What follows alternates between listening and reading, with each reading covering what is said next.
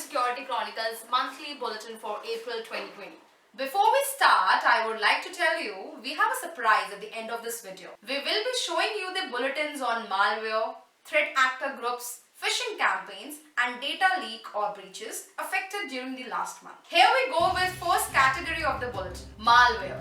April month has seen variety of malwares affecting the various industries. Ransomware. Healthcare organization has learned that ransomware continues to target hospitals even while they are struggling to keep people alive during the coronavirus pandemic.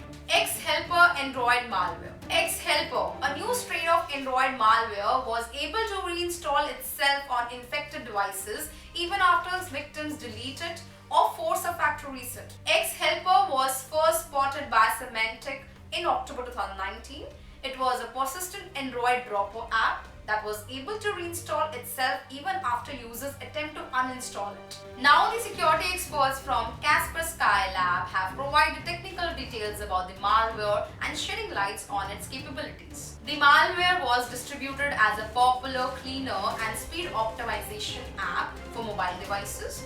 Most of the infections reported by Kaspersky were in Russia, 80.56%, India 3.43% and Algeria 2.43%. Once installed on the mobile device, the cleaner disappears and remains visible only by inspecting the list of installed apps in the system settings. The presence of Misc ransomware was there in the entire April month. The first one is the Misc ransomware was leaked the database containing information about the Sonatrach oil firm. It managed to steal the entire database containing over 500 MB of confidential documents related to the budgets, organizational strategies, production quantities and similar sensitive data. Second is, even the drug testing firm Hammersmith Medicines Research, London, which performs live trials of coronavirus vaccines, discloses a data breach. Misc ransomware operators published some of the stolen files on their leak sites after the refusal of the research firm of paying the ransom. Third is, the two law firms in Manitoba, Canada were hit with ransomware attack. The Law Society of Manitoba has confirmed. Moreover, they said entire computer systems at the two firms were infected with ransomware, a type of virus that blocks access to computers or files until a ransom is paid. Fourth is, Cognizant suffered from Misc ransomware attack.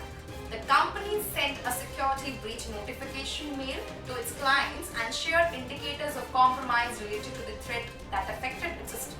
The next category is threat actor groups. Holy Water Group has targeted religious figures and charities in Asia. Holy Water, an APT group, compromised server hosting web pages belong to mainly religious figures and charities to carry out watering hole attacks. The watering holes have been set up on websites that belong to personalities, public bodies, charities and organizations of the targeted group. When a user visits one of the watering hole websites, a compromised embedded resource will load a malicious JavaScript hosted by one of the waterhole websites that gathers info on the visitor and determine whether it is a target. Dark Hotel Group uses VPN zero-day in attacks on Chinese government agencies. Chinese security firm has uncovered a hacking campaign conducted by a dark hotel, an APT group also called as APT-C06. They aimed at Chinese government agencies in Beijing and Shanghai. State-sponsored hackers used a zero-day vulnerability in Sang4 SSL VPN servers to gain access to victims' network. APT-32, a Vietnam-linked threat group, have tried to hack into the personal and professional email accounts of her staff at China's Ministry of Emergency Management and the government of Wuhan. Security investigators at FireEye and other cybersecurity firms believes that APT-32 operates on behalf of the Vietnamese government.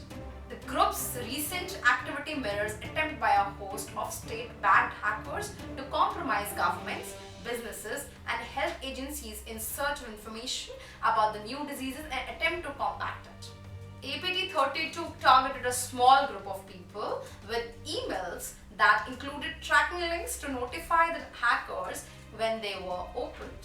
The attackers then planned to send further emails with malicious attachment containing a virus called metal jack that would give them illicit access to their victims' computers. Our next category is campaigns. Even the law enforcement or public health agencies like FBI, Interpol, WHO has given the advisory for phishing during the month. Hackers hit every country on earth with coronavirus-themed cyber attacks. Microsoft has released a report where the data shows that these COVID-19 themed threats are retreated of existing attacks that have been slightly altered to tie to this pandemic. Microsoft tracks thousands of email phishing campaigns that covers millions of malicious messages every week. Roughly 60,000 include COVID-19 related malicious attachments or malicious URLs. In a single day, more than 18,000 malicious COVID-19 themed URLs and IP addresses. Even GitHub users being hit with credentials stealing phishing messages. The phishing emails claiming that unauthorized activity has been detected or that a change has been made to their account.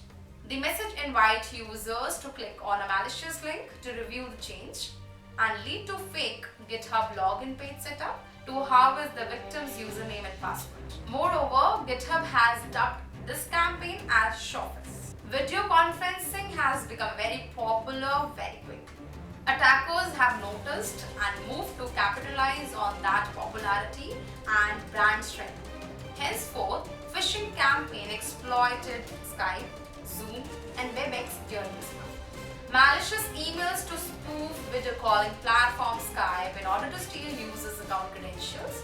The email itself masqueraded as an alert of 13 pending notifications awaiting the recipients. The threat actor anticipates users will recognize this as just that, so the user take action to view the notifications. Curiosity and the sense of urgency entice many users to click the review button without recognizing the obvious signs of phishing attack. Moreover, security researchers have spotted and documented email phishing campaigns targeting US companies in a variety of industries with emails impersonating Zoom and Cisco WebEx. An email that claims that the user has missed a scheduled Zoom conference meeting. An sample of attackers are after account credentials either for Zoom or for the target's email account. The fake emails purportedly coming from Cisco are a mismatch of unconnected visual elements and subject lines that command attention. For example, critical update or alert. Spear phishing attacks has also hit the oil and gas industry sector. Attackers were targeting organizations in the oil and gas industry sector with directed spear phishing campaigns impersonating shipment companies and engineering contractors. The attacks aim at infecting victims with the infamous Agent Tesla info stealer malware. Our next category is leaks or breaches. The month have seen various companies' data get exposed. Marriott International discloses a data breach that exposed the personal information of roughly 5.2 million hotel guests. Marriott has requested the guests if could check whether they have been impacted by the security breach by visiting the online portal set up by the company. Open Cloud database exposes 200 million Americans. A research team revealed that an unauthorized party compromised more than 200 million user records hosted somewhere within the US in a Google Cloud database. The hacker wiped all the content consisting of about 800 gigabytes of the database. Moreover, the information stored there appeared as detailed users' profile. Millions of Zoom accounts were sold on hacker forum and dark web. Cybersecurity intelligence firm Cyber purchased more than 5,30,000 for less than a penny each at $0.0020 per account on an underground hacking forum and verified that the credentials were valid. Although security researchers at Insight had discovered a database available on underground forum in the dark web that contained more than 2,300 compromised Zoom credentials. A data dump containing email credentials from the Gates Foundation, World Health Organization, Center for Disease Control and Prevention, and Wuhan Institute of Virology were appeared online. It was first discovered by Site Intelligence Group. The dump has the following unique entries: NIH 9,938, WHO 2,732, CDC Government 6,857, World Bank 5,120, Gates Foundation 269. Wuhan Institute of Virology, 21.